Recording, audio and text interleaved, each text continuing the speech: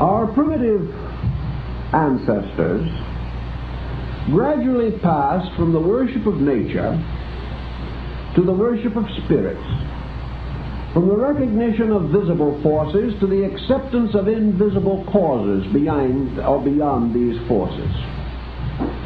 These causes themselves passed through innumerable reformations on the part of man.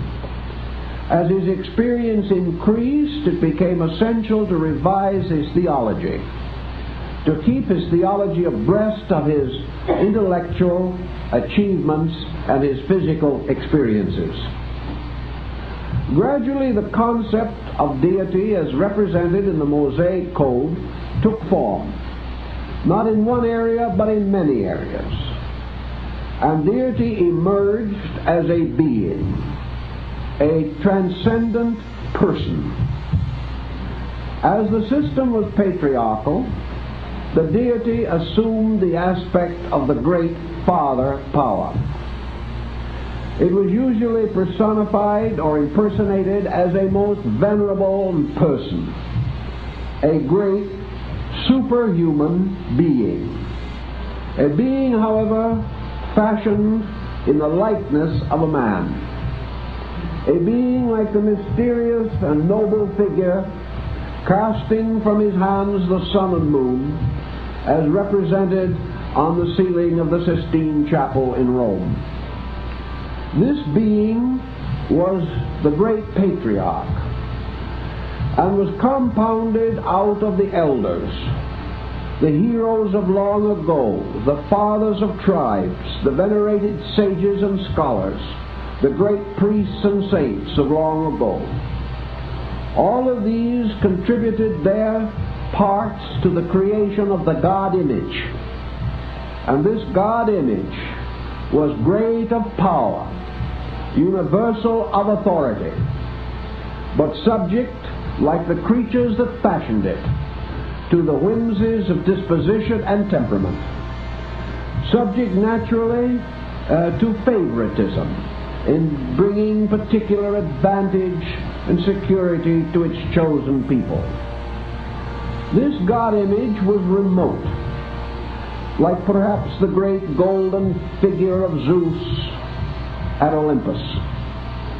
It was power, but it was a power inscrutable, a power with which man could have very little intimate understanding association. It was a power that ran all things according to its own will.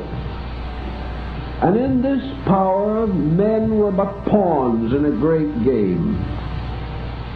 The gods could sweep away men merely by the will to do so. And these gods lived in a heaven world or region far from the abode of men, even though, like ancient Odin, they occasionally seated themselves upon the throne of all-seeing and looked out upon the world to see that it was still in order. We find this kind of deity not only arising in the Near East, but having already arisen in other ancient regions as Egypt, India, and China. We find roots of it in the nature worship of Japan, Shinto. We see therefore God as the ancestor.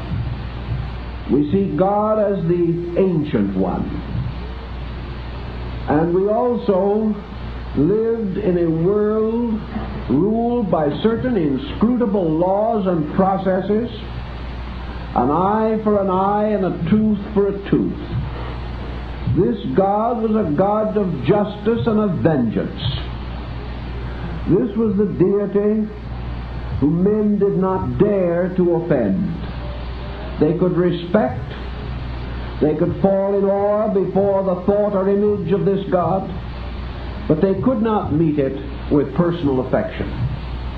It was too distant and too far, too high, too remote, to have any immediate part in the workings of the world. This concept also had another frailty about it, which men, as they grew wiser, began to contemplate.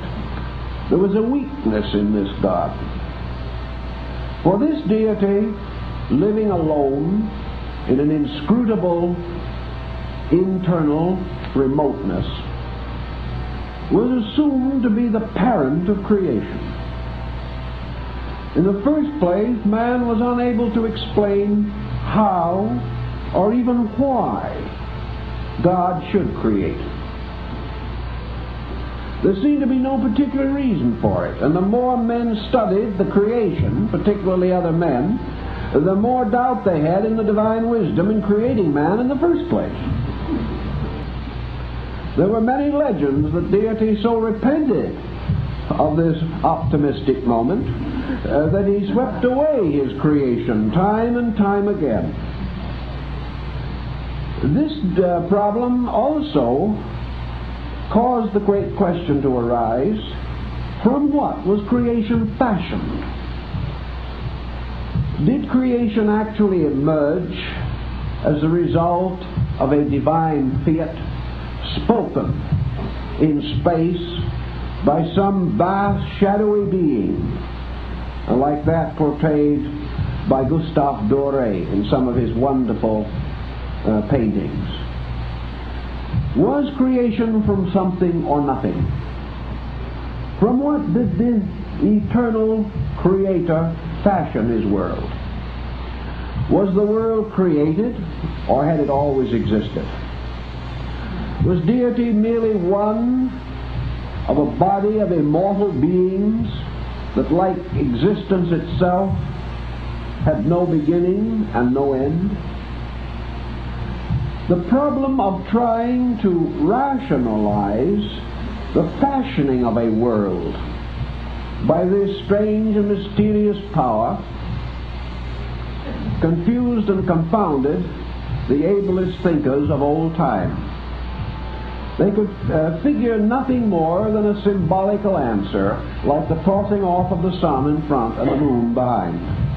This, however, did not fully satisfy the rising realization of the principles of astronomy. There had to be some other explanation. This explanation needed also a warmth in it.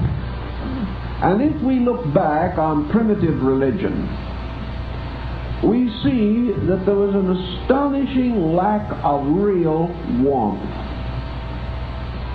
Men worshipped, but some way this worship was like the respect of a small child to an overstern parent. It was a respect of fear. This deity was wonderful and awful. It was a being which no one dared to offend. It was a father, however, in name only, for no one brought their troubles to this father.